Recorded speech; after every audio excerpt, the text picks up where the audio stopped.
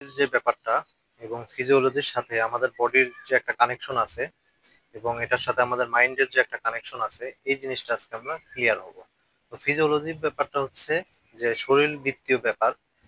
তো শরীরবৃত্তীয় ব্যাপারটা হচ্ছে যে আপনার হার্টবিট কিভাবে পাম্প হচ্ছে, আপনার কিডনি কিভাবে ফাংশন করতেছে, আপনার ব্রেনটা কিভাবে ফাংশন করতেছে, এই ওভারঅল যে ব্যাপারগুলা, এই ব্যাপারগুলো নিয়ে ফিজিওলজিতে আলোচনা করা হয়।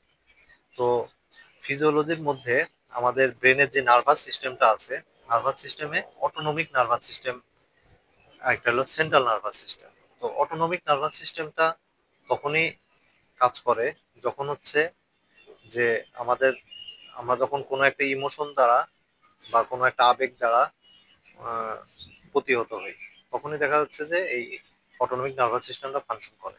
তো আপনি যখন ইমোশনালি উইক থাকেন, অথবা আপনার ভিতর কোনো রাগ থাকে বা আপনার ভিতর কোনো ক্ষোভ থাকে, অথবা আপনি কোনো আপনার টেনশন বা দুশ্চিন্তা করতেছেন, বা আপনি কোনো কথা যখন আপনি নিজের ভিতর চাপাই রাখতেছেন, তখনই হচ্ছে যে এটা আমাদের অটোনমিক নার্ভাস সিস্টেমে সরাসরি প্রেশার দেয়।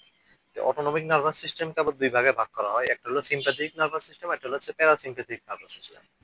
তো আপনি যদি আপনার প্যারাসিম্প্যাথেটিক নার্ভাস সিস্টেমটা অ্যাক্টিভ রাখতে পারেন, তাহলে আপনি অনেক ভালো থাকবেন। বাট আপনি যদি সিম্প্যাথেটিক নার্ভাস সিস্টেমে যদি প্রেশার দেন, যখন আমরা নেতিবাচক চিন্তাগুলো করি বা আমরা যখন কোনো ইমোশনালি আহ, অনেক বেশি আবেগ আপ্লুত হয়ে যাই, বা আমরা অনেক বেশি রাগ হয়ে যায়, বা আমরা যখন কোনো একটা কিছু চাপাই রাখি নিজের ভিতরে, তখন দেখা যাচ্ছে যে আমাদের অটোনমিক নার্ভাস সিস্টেমটা অনেক বেশি অ্যাক্টিভ হয়ে যায়।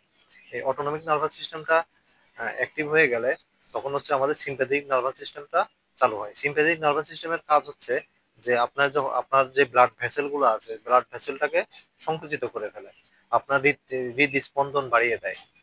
তো এই ঘটনাগুলো যখন ঘটে, তখন হচ্ছে যে আপনার শরীরের যে লিগামেন্ট আছে, আপনার শরীরে মাসল আছে, তারপর টেন্ডন আছে, এই টেন্ডন গুলাতে সে সরাসরি প্রেসার দেয়। তো এই প্রেসার দেওয়ার ফলে তখন দেখা যায় সেটা সংকুচিত হয়ে যায়, এবং সংকুচিত হয়ে যাওয়ার ফলে আপনার হচ্ছে মাসল স্পাজম ডেভেলপ করে। তো এই মাসল স্পাজম ডেভেলপ করার পরে আপনার দেখা যাচ্ছে যে কোমরে ব্যথা হচ্ছে, ঘাড়ে ব্যথা হচ্ছে, পিঠে ব্যথা হচ্ছে, এই ঘটনাগুলো ঘটে। তো আমরা যদি আমাদের এই অটোনমিক নার্ভাস সিস্টেমটাকে যদি কন্ট্রোল করতে পারি, তাহলে দেখা যাবে যে আহ, এই যেমন মাসল টেন্ডন এগুলা রিল্যাক্স থাকবে। তো আমাদের ফোকাস থাকবে যে আমরা হচ্ছে এই জায়গাগুলোতে আমরা যত বেশি রিল্যাক্স রাখতে পারি। আমরা যখন ইমোশনালি অনেক বেশি ভালো থাকবো, মেন্টালি যখন অনেক বেশি ফিট থাকবো, তখন দেখা যাবে যে আমাদের সিম্প্যাথেটিক নার্ভাস সিস্টেমটা অনেক বেশি অ্যাক্টিভ থাকবে না, এবং প্যারাসিম্প্যাথেটিক নার্ভাস সিস্টেমটা অ্যাক্টিভ থাকবে।